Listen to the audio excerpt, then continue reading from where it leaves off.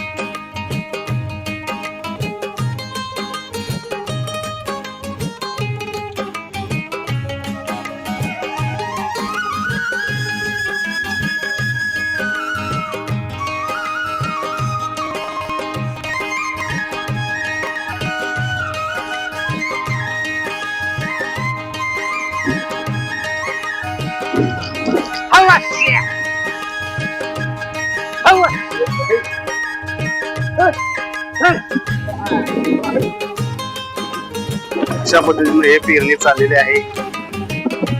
पाऊस थोडासा पडलेला आहे आणि पेरणीची रणधुमाळी चालू आहे. एकदम जबरदस्त पेरायचं काम चालू आहे. एक 10-15 दिवसात सगळं शेती पेरून होईल असा अंदाज आहे. पण बळीराजाने देखील साथ दिली पाहिजे.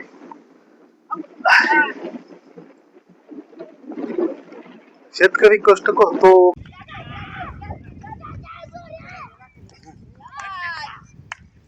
ठेवा त्याला द्यावायचं.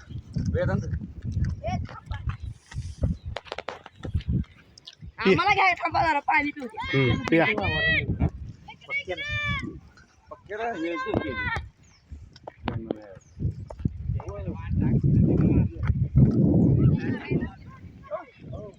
इकडं पहिलं खेळत असं ना मग होय.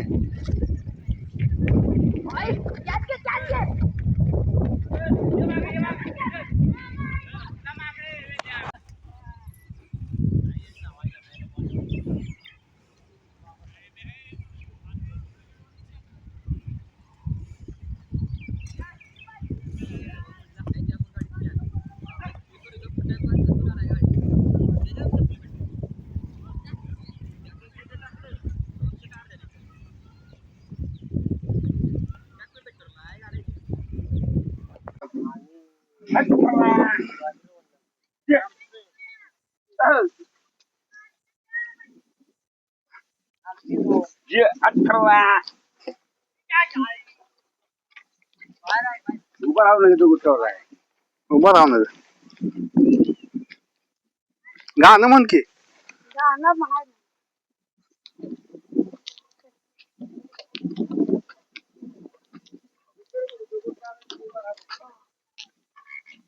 चालल्या आणि स्वराज आणतोय. छोटा शेतकरी आमचा चाललाय शिकवायचा. खरी असा नाद पाहिजे. चल बाबा चल ओश्या चल.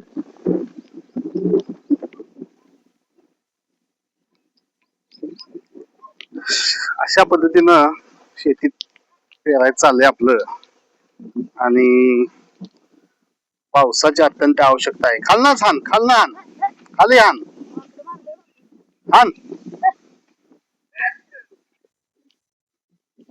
अशा पद्धतीनं हे पेरायचं चाललंय आपल्या मागणं. अशा पद्धतीनं चालू आहे आणि पावसाचं देखील वातावरण आहे. अशा पद्धतीनं बघूया काय होतंय. अशा पद्धतीनं पावसाचं देखील चांगलं वातावरण आहे.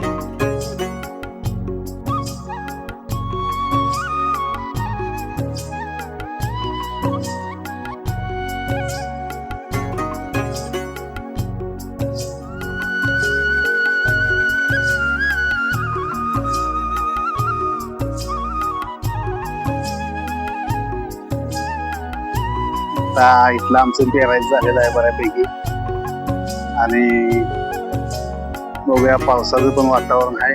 2 वावर आज आम्ही पेरली. आमचं शेतकरी त्यांची बैल आहे तिथे ताना बापू यांनी पेरून दिला आता आम्हाला इथं. आता पावसाची प्रतीक्षा आहे तरी बघूया. आपण आपलं काम केलेलं आहे आणि आता सगळं निसर्ग राजाच्या हातामध्ये आहे.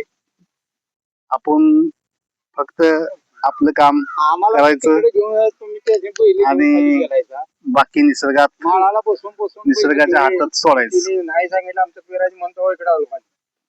शेतकरी हा माणूस अतिशय उदार मतवादी असतो. शेतीच्या कॅन्सल झाल्यावर पोटी भरणी केल्यानंतर आपल्या पण हातामध्ये काहीतरी नक्कीच पडेल अशी आशा शेतकऱ्याला असते.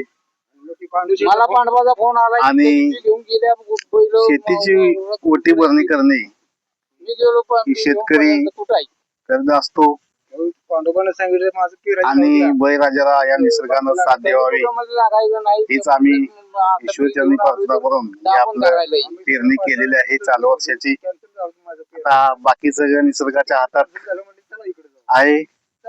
पाहूया आता काय होतंय ते.